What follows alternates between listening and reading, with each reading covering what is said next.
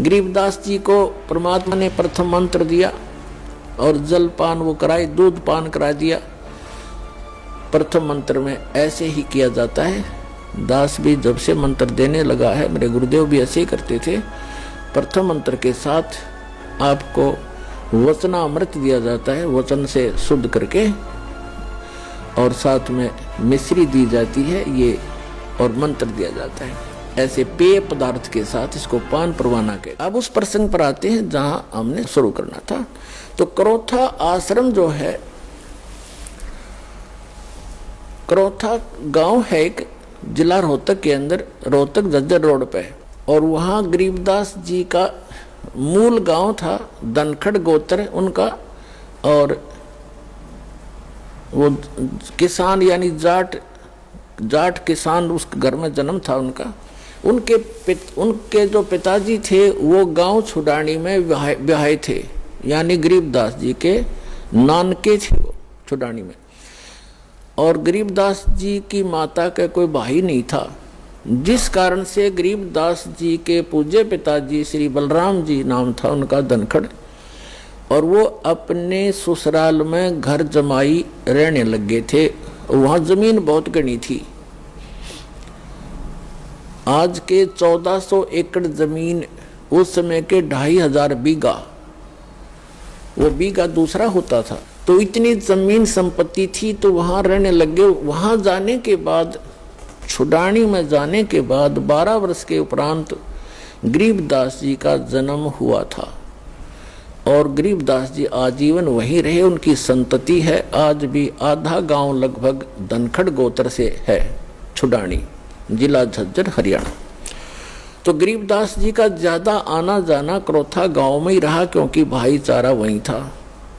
तो कहने का भाव दास का ये है कि गरीबदास जी जब 10 वर्ष के हो गए, और अपने ही, क्योंकि तब तो उन्हीं की सारा कुछ हो चुका था, नाना जी की सारी संपत्ति उन्हीं की थी। लगभग 150 गव्य रखा करते थे, क्योंकि जमीन बहुत थी, उसमें चरागाह बना देते, वर्षा हो जाती, कुछ खाने के लिए गेहूं जौ आदि बीज लेते, चने सरसों हो जाती। बाकी की जमीन को पशुओं के लिए ही वो प्रयोग किया करते थे, पशुपालन करते थे। उसके साथ साथ 2-4 किराए के पाली होते थे गांव के, और कुछ ऐसे व्यक्ति होते थे जो गव्य रखते थे, लेकिन उनके पास अपनी जमीन नहीं होती थी, वो भी उसी में चराया करते थे। ऐसे पहले आपस में बड़ा प्रेम होता था। जो पैसे वाले व्यक्ति गरीबों की बहुत मदद किया करते थे, निस्वार्थ किया करते थे। तो ऐसे 10-12 पाली गवाले इकट्ठे होकर प्रतिदिन गौवें चराने जाया करते थे। अपनात्मा,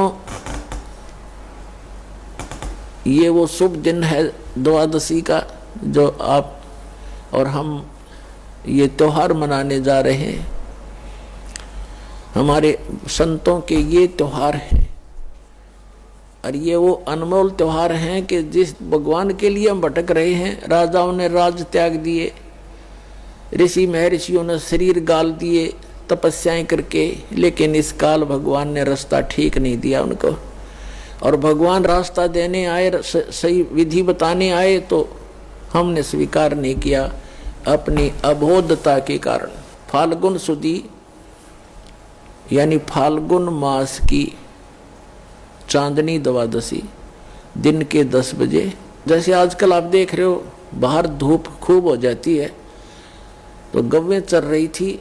वो सभी 10-12 पाली इकट्ठे होकर के खाना खा रहे थे। सुबह सुबह का वक्त से चले जाते थे लेकर के 6 बजे, 7 बजे, 5 बजे पशुओं को। 10 बजे से वहाँ अपना खाना खा रहे थे, लगभग खाना खाने ही वाले थे। तभी परमात्मा आए सतलोक से, एक महात्मा, जिंदा महात्मा का रूप बना के, और थोड़ी सी दूरी पर, 500 फुट की दूरी पर आसमान से आकर वहाँ पृथ्वी पर अवतरित हुए। और ऐसे उसके साथ से रास्ता था, जिस वृक्ष के नीचे, जंडी के पेड़ के नीचे वो खाना खा रहे थे बच्चे बैठ कर, कुछ बड़े थे कुछ बालक थे। उसके साथ से रास्ता जाता था दूसरे गांव को, कबलाना गांव से, छुडानी से कबलाना गांव सीमा लगती है। उस सीमा के ऊपर ही छुडानी के खेतों में परमात्मा वहां आकर अवतरित हुए। और उस रास्ते पर ऐसे जैसे राहगीर एक यात्री चलता है पैदल, ऐसे चलते आ रहे थे।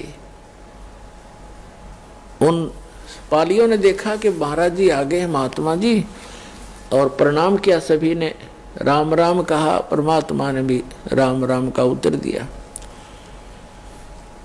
तो जितने भी वहां पाली ग्वाले थे उन्होंने कहा महाराज जी भोजन पाओ, आ जाओ भोजन खा लो। परमात्मा ने कहा भी भोजन तो मैं अपने गांव से खा कर आया हूं। बच्चों ने सोचा कोई डेरा होगा कि कहां से आए हो महात्मा जी। उन्होंने कहा कि मैं सतलोक से चलकर आया हूं भाई, मेरा गांव है सतलोक। बच्चों ने सोचा होगा कोई सतलोक गांव भी होगा भाई कितना। फिर महाराज जी भोजन खा लो, भोजन नहीं खाओगे ना तो दूध तो पीना पड़ेगा अपना, क्योंकि हम अतिथि को ऐसे बगैर खाए पिए जाने नहीं देते। एक प्रेम भाव से आतिथ्य सत्कार करने के लिए उन्होंने ऐसे बोला। तो परमात्मा ने कहा भाई दूध पिलाना चाहते हो तो पिला दो, मैं कंवारी गाय का दूध पीता हूं। अब जो बड़े बड़े पाली थे, कोई 40 वर्ष का, कोई 50 वर्ष का, कोई 30 वर्ष का, कोई 20 वर्ष का, वो कहने लगे महाराज जी आपकी दूध पीने की नीत नहीं है, आप तो मजाक करते हो। कंवारी गाय कोई दूध दे सकती है? गाय तो जिसको बच्चा हो चुका हो, लागड़ गाय ही दूध दे सकती है। परमात्मा बोले भाई देख लो, यदि दूध पिलाना है तो कंवारी गाय का पीता हूं। तब गरीबदास जी खड़े हुए, 10 वर्ष के बालक थे। कहते पिछले तप से होत है पूर्ण हंस मुराद, पिछले संस्कार से प्रेरणा बनती है। जो आप यहाँ पहुंचे क्रोथा में ऐसे नहीं आते, इस ज्ञान को दुनिया सुनने लग रही है और क्या लाखों लोग करोड़ों लोग सुनते हैं और कौन पहुंच पाते हैं। पिछले जब से होत है पूर्ण हंस मुराद, पिछले संस्कारों से ये सब काम मनोकामनाएं पूर्ण हुआ करती है। तो एकदम खड़े हुए जैसे बालक लीला करते हैं, अबोध बालक सा। एक गाय थी, बछिया थी उनकी एक बहुत प्रिय, उसके गले में एक छोटा सा रस्सा बांध रखा था। उस रस्से को पकड़ के ले आए, वो साथ चल पड़ती थी गरीबदास जी के, जहाँ ले जाता तो वो ऐसी शरीफ सी थी। और वो गाय थी 1-1.5 वर्ष की, दूध छोड़ रखा था माँ का पीना, अभी नए दूध हो ही नहीं थी वो, यानी गर्भ नहीं धारण किया था, सांड ने टच नहीं की थी, अनब्यावर कहते हैं उसको।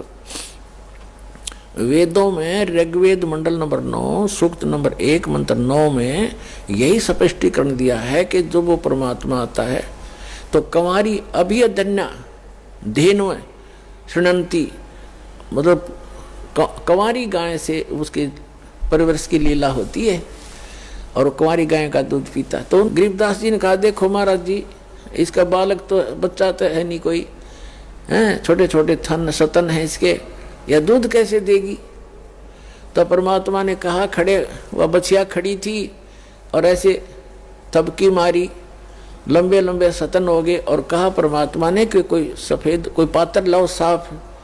तो मिट्टी के पात्र होते थे, उनको मांझ धोकर रखा हुआ था, जैसे लस्सी का ले जाते हैं, वो उन्होंने खाली कर लिया था, धो भी लिया था। कहने लगे ये ला पात्र, इसके नीचे रख ले भाई।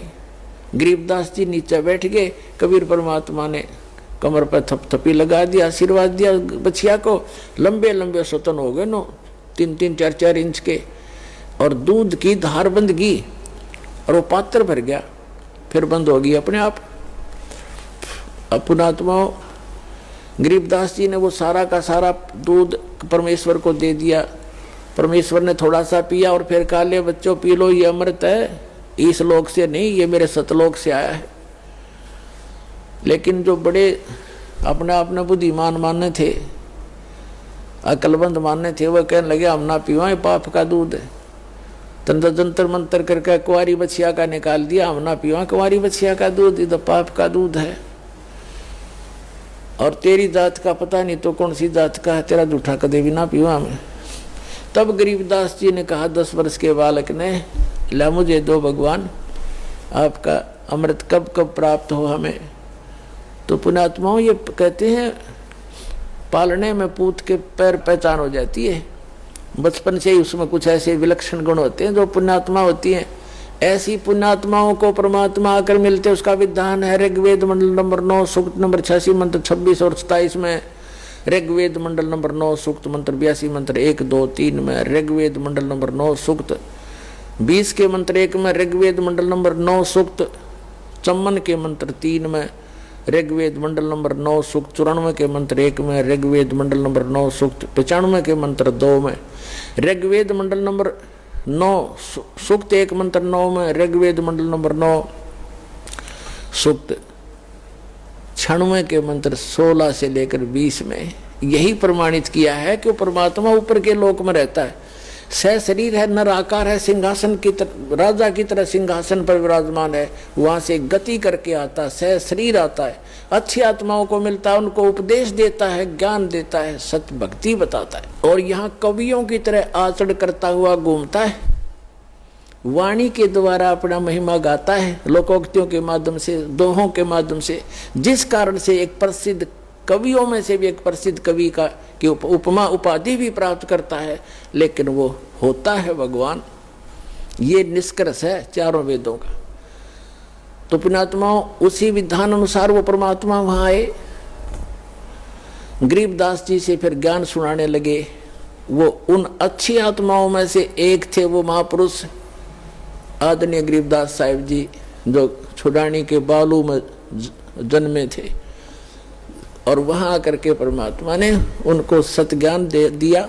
फिर गरीबदास जी ने आग्रह किया कि हे भगवान, आप जो ऐसा सुखमय स्थान बताते हो जहां हम पहले रहा करते थे सभी, और वहां कोई अभाव नहीं, वहां ऐसी फुहार गिरती रहती है, सुंदर शरीर है, नाश नहीं होता, कभी वृद्ध नहीं होते, कभी रोग नहीं होता, मृत्यु नहीं होती, सबके परिवार हैं, वहां आपके घर बने बनाए शेष खाली पड़े हैं, क्या मुझे वो स्थान दिखाओगे?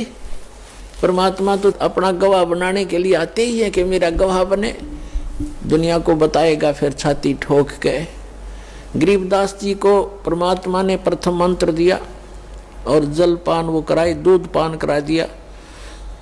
प्रथम मंत्र में ऐसे ही किया जाता है, दास भी जब से मंत्र देने लगा है, मेरे गुरुदेव भी ऐसे ही करते थे। प्रथम मंत्र के साथ आपको वचनामृत दिया जाता है, वचन से शुद्ध करके, और साथ में मिश्री दी जाती है ये, और मंत्र दिया जाता है। ऐसे पेय पदार्थ के साथ इसको पान परवाना कहते हैं। तो गरीबदास जी को ऐसे पान परवाना दिया था दूध के साथ, और फिर सतलोक लेकर गए।